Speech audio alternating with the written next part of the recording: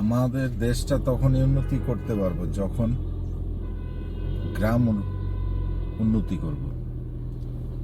যতদিন পর্যন্ত আমাদের দেশে গ্রাম উন্নয়ন না হইব ততদিন পর্যন্ত আমাদের দেশের উন্নতি হবে না। গ্রামের শিক্ষা ব্যবস্থা বাড়াইতে হইব, গ্রামের কৃষি জমিন, যেটা এখন কৃষির জমিনের উপরে বাড়িঘর হইতেছে, মানুষ নতুন নতুন ঘর বাড়ি করতেছে, কৃষি জমিনের সংকট হইতেছে।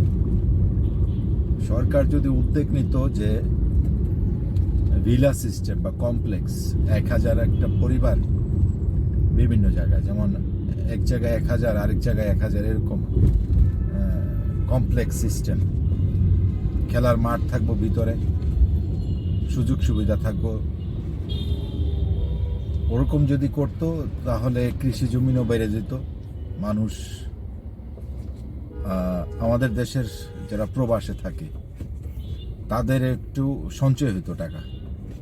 কিভাবে প্রবাসে যারা থাকে তাদের বাড়ি ঘর করতে বেশি টাকা খরচ হয়ে যায়, তো দেশে আসার পরে দেখা গেছে তার কাছে আর ব্যালেন্স থাকে না।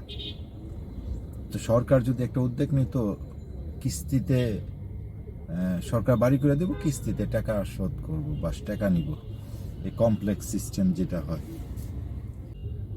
কিস্তিতে টাকা নিব, তাহলে এই গ্রামের যারা গ্রামে থাকে তারা কেউ শহরমুখী হইব না, বা প্রবাসী যারা থাকে তারাও চাইব না যে ঢাকাতে কিছু করি, তখন তাদের ক্যাশটাও বাইসা যাব, টাকাটাও সঞ্চয় হইব।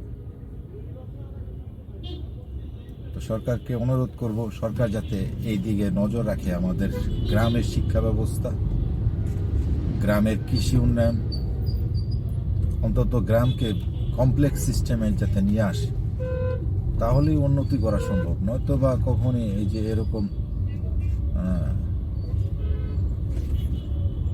বিশৃঙ্খলা, যেমন ঢাকাতে সব মানুষজন ঢাকাতে চলে আসে, আসার একটাই কারণ, গ্রামের শিক্ষা ব্যবস্থা ভালো না। এখন গ্রামে ভালো কোনো হাসপাতাল নাই, গ্রামে যোগাযোগ ব্যবস্থাটা ভালো না, এই কারণে সবাই চায় একজন ডাক্তার যদি একটা হাসপাতাল যাতে কাছাকাছি হয়, এই কারণে ঢাকা শহরে চলে আসে। তারপরে শিক্ষা, অনেক প্রবাসী আছে যাদের ফ্যামিলি ঢাকাতে থাকে, ঢাকাতেই থাকে, কি কারণে তাদের বাচ্চারা যাতে ভালো স্কুলে, ভালো কলেজে, ভালো ভার্সিটিতে পড়তে পারে। ধন্যবাদ যারা যারা আমার ভিডিওটি দেখলেন, লাইক কমেন্ট শেয়ার করে দিন।